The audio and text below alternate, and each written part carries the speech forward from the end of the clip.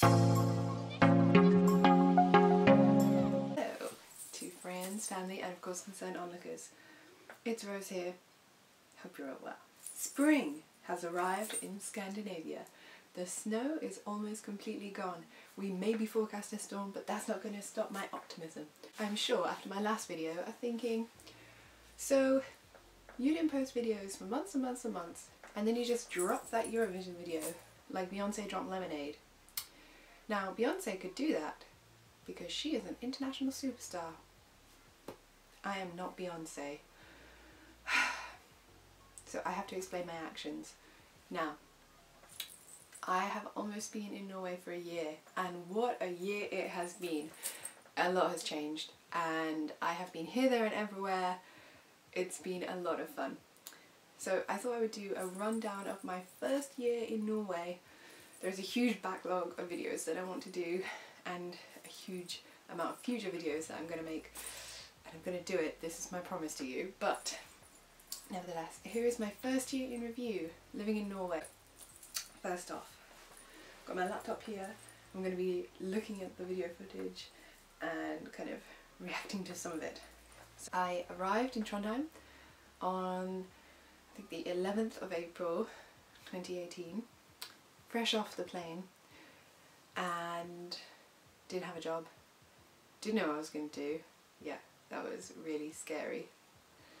First day, I remember it was quite warm. I thought it was really cold.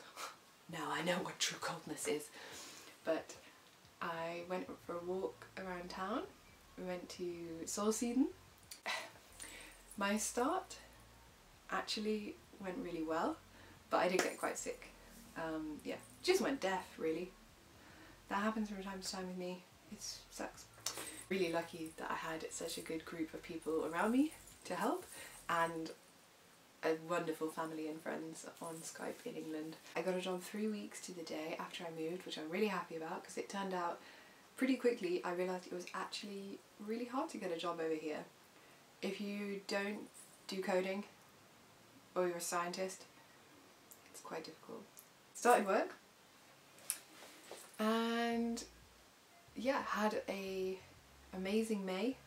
There are lots of bank holidays here in Norway in May, so we spent a lot of time enjoying the good weather. I got to see my first International Workers' Day, my first 17. Mai, the National Day, which was amazing. Spent a bit of time just exploring the city, getting to know Trondheim.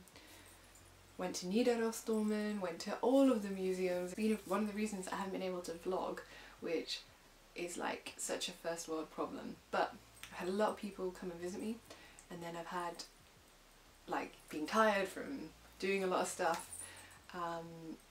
Yeah, it's no excuse. Ugh. So I started learning Norwegian. I am now doing B2. It's kind of like the opposite course from Japan, but the same result, in that it's really easy to be an expat here and not speak any Norwegian. So in Japan, it's really easy to be an expat. Really easy. It's really hard, but you can be an expat and not speak Japanese because it's so hard. It's so different from English. And in Norway, you can be an expat and not speak Norwegian because everybody speaks English. And I just think you miss out on so much of the culture. People are always going to be different when they're speaking a language that's not their mother tongue.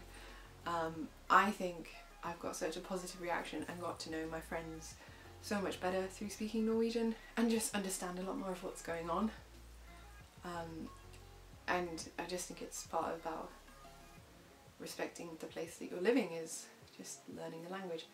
I digress. Discovering Norwegian food culture, matpakke, like baking paper sheets that they put on top of them to keep them separate.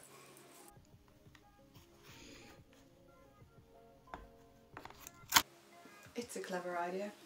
Settling into routine a bit, you know, doing some work, stuff like that. Learning that Scandinavians adore licorice. Who knew? I didn't.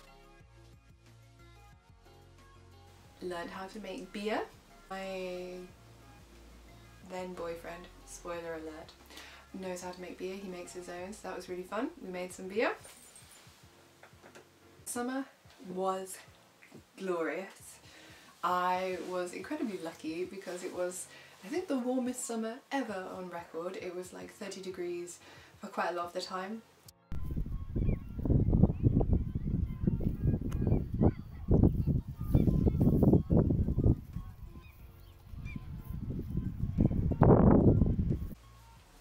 I miss it so. Very excited to try some sesame burger. Probably the favourite burger of Max for a while. 26 quid for those burgers, so they better be darn good. To Trollheimen with my boyfriend and his family, which was beautiful. It was, to quote Ray Fiennes in Bruges, it was a fairy tale village. I'm omitting a keyword there, but it was amazing. We took the Hurtigruten from Trondheim till Tromsø, which was beautiful. So the Hurtigruten is a ferry. It stops off at various points along the way. So we got to spend, for example, about 3 hours in Bø. I think that's all you need to spend. It was nice. It was rainy, and we saw the midnight sun, which I must say, so in Trondheim we have the almost 24 hours of light, but it does technically get dark. Tromsø had the midnight sun, and I didn't feel like there was much difference. But that was cool to see. It was cool to be out at like 1 AM and it to be daylight. This is so after this absolutely glorious summer, which I still think about sometimes, autumn came. And autumn was pretty mild. I was quite lucky. We had quite warm weather. I discovered the Norwegian pastime of mushroom picking.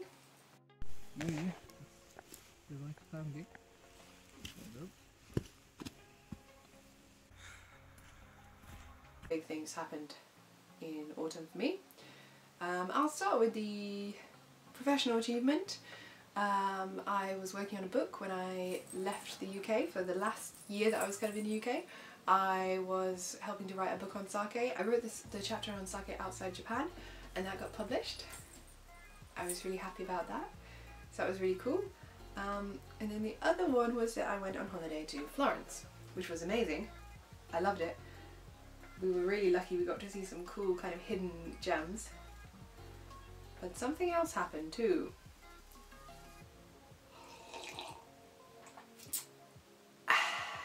Subtlety. I loved my boyfriend and we were heading in that direction, but when he proposed I was really surprised, and he'd done it in a really sweet way, and it was just like the perfect addition to a really perfect holiday. I'm very lucky. Now I really have to learn Norwegian. I went back to England in November as well, actually, because I was a judge on the Foreign Press Association Awards. That was really fun. I love dressing up. Been planning a wedding in 9 months. I'm not pregnant. That would actually be quite silly to plan it in 9 months, because then you'd have it just when you were having the baby. And that took a fair amount of time, I must say.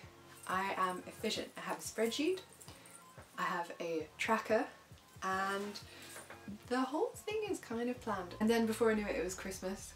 Tried some traditional Christmas foods, which Norway does really well. They have a lot of Christmas foods, lutefisk, flesk, pinnekjøtt, all amazing.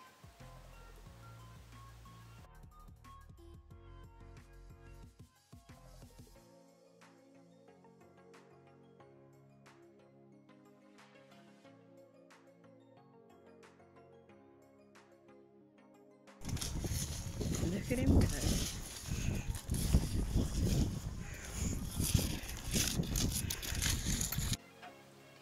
Made cheese on Valentine's Day, that was fun.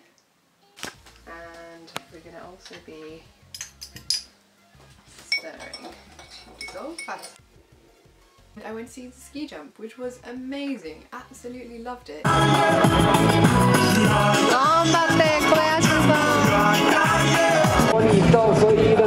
So we have it. 2018 was a really big year professionally and personally for me. Lots of change. Change is good. Lots of development. Development is good. Lots of brunost. Brunost is good. I worked hard. Thanks for joining me up reflecting on my first year, guys. Have you ever lived abroad? If you have, tell me how you found it. What was your first year like? I think a year is kind of just enough time to actually feel like you know what's going on. And you need a whole year. Bye! Oh. And I love you all, of course. Bye!